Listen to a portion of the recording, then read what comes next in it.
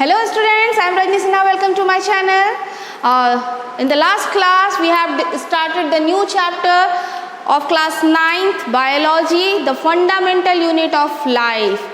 And we already discussed about the introduction. क्या हम लोग इस चैप्टर में पढ़ने वाले हैं, ये मैंने इससे पहले वाले वीडियो में आप लोगों को डाला था और आप लोगों ने देखा था कि जो फंडामेंटल यूनिट ऑफ लाइफ है वो है कौन? सेल है। ठीक है, ये हमारे बॉडी का या किसी भी लिविंग ऑर्गेनिज्म का जो है वो सबसे स्मॉलेस्ट यूनिट होता है। इसी से कंपोज करके पूरे बॉडी का स्ट्रक्चर बनता है। तो सबसे पहले हम लोग स्टार्ट करेंगे डेफिनेशन से। So what is the definition of cell? Cell is the basic structural and functional unit of living organism.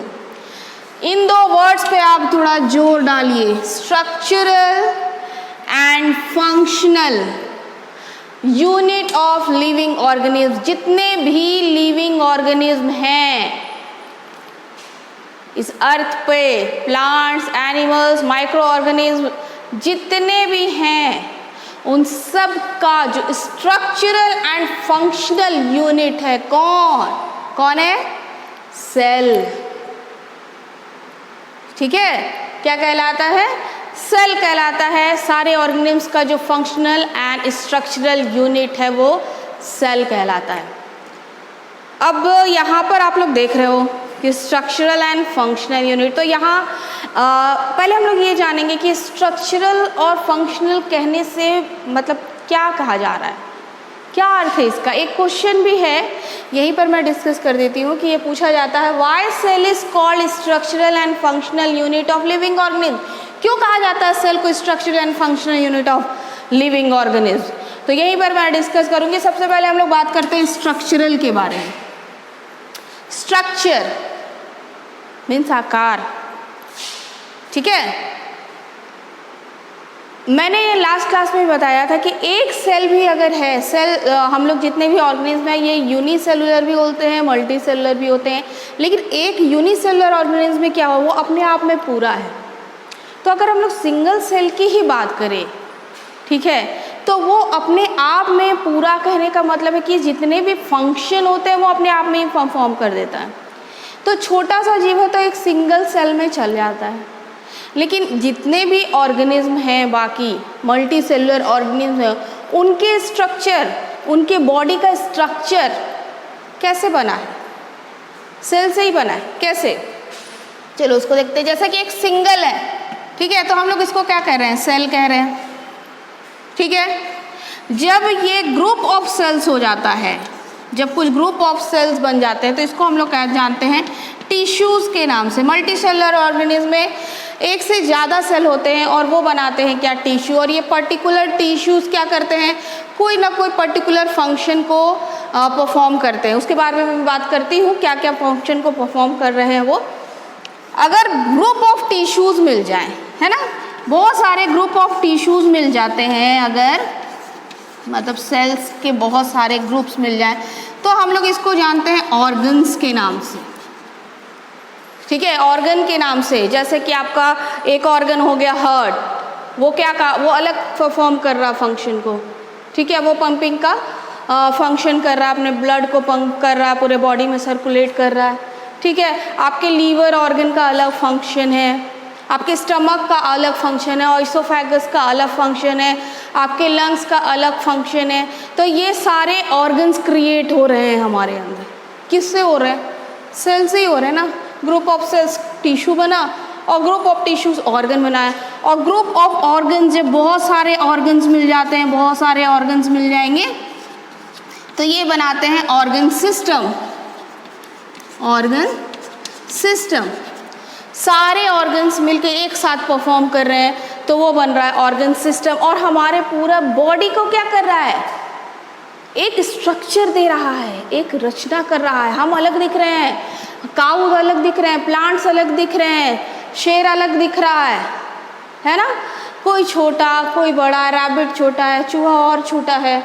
ठीक है, हाँ, बर्ड्स बन रहे हैं। सबके बॉडी का जो स्ट्रक्चर है वो क्या है? अलग अलग है। क्यों है? हमारे अंदर मौजूद सेल के अनुसार है। जैसा सेल हमें स्ट्रक्चर प्रदान कर रहा है, हमारे बॉडी का स्ट्रक्चर वैसा ही है। सेम इज ये हो रहा है किसमें? प्लांट्स में भी हो रहा है। क्लियर? एक अमीबा का जो पर्टिकुलर स्ट्रक्चर नहीं है, वो एक सिंगल सेलुलर और वो अपने आकार को बदलता रहता है। तो इसके शरीर को भी स्ट्रक्चर कौन दे रहा है? सेल ही है, एक ही सेल है जो उसके पूरे बॉडी को स्ट्रक्चर दे रहा है। ठीक है, तो जैसा जिसके बॉडी के अंदर सेल का स्ट्रक्चर होता है, जैसा ग्रुप ऑफ सेल्स मिलकर स्ट्रक्चर बना रहे हैं, जितनी ज़्यादा संख्या में होंगे उतना बड़ा स्ट्रक्चर बनाएंगे, है ना। जैसे हाथी, बहुत ज़्यादा नंबर ऑफ सेल्स उसमें पाए जाते हैं, उसके कंपैरिजन में हम में कम में पाए जाते हैं। हमारा आकार छोटा है, उसका आकार बड़ा है। हमसे जिसमें सेल कम पाए जाते हैं, उनका आकार हमसे भी छोटा है। क्लियर? तो हमारे बॉडी को एक स्ट्रक्चर, एक साइज देने का काम कौन कर रहा है? ये सेल कर रहा है। ठीक है, इसकी जितनी ज़्यादा संख्या होगी, इसके जितने जो सेल के स्ट्रक्चर होंगे, वो क्या करेंगे? हमारे पूरे बॉडी को ग्रुप मिल मिल के पूरे बॉडी को क्या कर रहे हैं? स्ट्रक्चर दे रहे हैं। That's why cell is called structural unit of life. Clear है? ओके, नाउ अब हम लोग बात करते हैं फंक्शनल यूनिट की। अब हम लोग बात करते हैं फंक्शनल यूनिट की। Functional, so why cell is called functional unit of life? तो भैया हमारे अंदर फंक्शन क्या क्या चल रहे हैं? अगर एक सिंगल सेल अमीबा भी है, वो भी क्या कर रहा है? न्यूट्रिशन कर रहा है, खाना खा रहा है। तो ये एक बहुत बड़ा फंक्शन है, न्यूट्रिशन।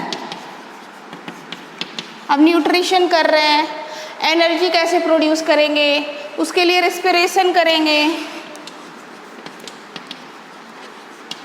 ये दोनों मिलकर एनर्जी प्रोडक्शन करेंगे।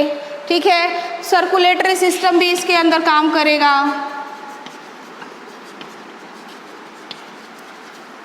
अमीबा भी है, अगर अमीबा में तो ऐसे ही चला जाता है, लेकिन मल्टी सेलुलर ऑर्गेनिज्म में सर्कुलेटरी सिस्टम चाहिए। एक्सक्रीशन होगा, हमारे वेस्ट बाहर निकलेंगे। रिप्रोडक्शन होगा। ये सब कौन कर रहा है? कहाँ हो रहा है ये सब फंक्शन? ये सारे फंक्शन कहाँ परफॉर्म किए जा रहे हैं? सेल के अंदर। ठीक है, ये सारे फंक्शन, चाहे वो मल्टी सेलुलर ऑर्गेनिज्म हो या यूनिसेलुलर ऑर्गेनिज्म हो, ये सारे फंक्शन जो हमारे जीवित रहने के लिए बहुत ज़रूरी है, और ये हमारी स्पीसीज़ को इस धरती पे कायम रखने के लिए बहुत ज़रूरी है, रिप्रोडक्शन। और ये सब चल किस में रहा है? सब के सब चल रहे हैं किस में? सेल के अंदर चल रहे हैं। ठीक है, हम लोग जो भी खाना खा रहे हैं, अल्टीमेटली वो पहुंच रहा है सेल में। सेल में जा रहा है ग्लूकोज के फॉर्म में। रेस्पिरेशन के थ्रू ऑक्सीजन ले रहे हैं, वो भी सेल में जा रहा है। और सेल के माइटोकॉन्ड्रिया, जिसको power house of the cell कहा जाता है, याद कीजिए, मैंने बहुत बार डिस्कस किया है, अपने 10th क्लास के वीडियो में किया है, पर आप लोग देखिए कि ये वो जा रहा है कहाँ? माइटोकॉन्ड्रिया में जा रहा है। आप लोगों ने क्लास 8 में ही पढ़ा है इस चीज़ को। और वहाँ क्या कर रहा है? एनर्जी प्रोड्यूस कर रहा है। ये ले जाने का काम सर्कुलेटरी सिस्टम हमारा ब्लड कर रहा है। ब्लड में भी कौन है? आरबीसी है, डब्ल्यूबीसी, ये सब कौन है? प्लेटलेट्स है, सब सेल ही है ना, सब सेल है। ले जाने का काम भी कौन कर रहा है? सेल कर रहा है। एक्सक्रीशन, हमारे बॉडी में जो वेस्ट बन रहा है उसको भी निकालने का काम कौन कर रहा है? सेल ही कर रहा है। रिप्रोडक्शन, एग और स्पर्म। एग और स्पर्म क्या है? एक सेल है जो क्या कर रहे हैं? नए ऑर्गेनिज्म को रिप्रोड्यूस करने के लिए हेल्प कर रहे हैं। तो ये जितने भी फंक्शन परफॉर्म हो रहे हैं, हमारा ग्रोथ भी हमारा हो रहा है ना, ये जितने भी फंक्शन परफॉर्म हो रहे हैं, कहाँ हो रहे हैं? सेल में हो रहा है। That's why cell is called functional unit of life और लिविंग ऑर्गेनिज्म। सो सिंपल, समझ में आया? Why cell is called structural and functional unit of life? Because cell क्या कर रहा है? हमारे बॉडी को पूरा स्ट्रक्चर दे रहा है। एक single cell, group of cell मिलके टिश्यू बनाएगा, ग्रुप ऑफ टिश्यू मिलके ऑर्गन्स बनाएंगे, ग्रुप ऑफ ऑर्गन्स मिलके पूरे ऑर्गन सिस्टम का निर्माण करेंगे और पूरे बॉडी का स्ट्रक्चर देंगे। सो ये हमारी बॉडी को क्या कर रहे हैं, स्ट्रक्चर दे रहे हैं। जितनी ज़्यादा संख्या में सेल हमारे अंदर पाया जाएगा हमारा आकार उतना ही बड़ा होगा, जितनी कम संख्या में पाया जाएगा हमारा आकार उतना ही छोटा होगा। ठीक है। फंक्शनल, ये जो बेसिक फंक्शन है हमारे लाइफ के, लिविंग ऑर्गेनिम्स के बेसिक फंक्शन है। ना हम लोग न्यूट्रिशन के बिना जिंदा रह सकते हैं, ना रेस्पिरेशन के बिना, और ना ही इन सारे सिस्टम्स के बिना। ठीक है। और रिप्रोडक्शन के बिना हम लोग जिंदा तो रह सकते हैं, बट हमारी स्पीसीज को इस धरती पे कायम रखने के लिए रिप्रोडक्शन भी बहुत ज़रूरी है। और ये सारे फंक्शन परफॉर्म कहाँ हो रहे हैं, सारे फंक्शन हमारे सेल में, सेल के अंदर ही परफॉर्म हो रहे हैं। ठीक है, क्लियर है। सो ये डेफिनेशन क्लियर हुआ। Cell is called structural and functional unit of all living organism. Clear है। ओके। अब नेक्स्ट क्लास में हम लोग देखेंगे इसका डिस्कवरी, किसने खोज की इसकी। Thank you.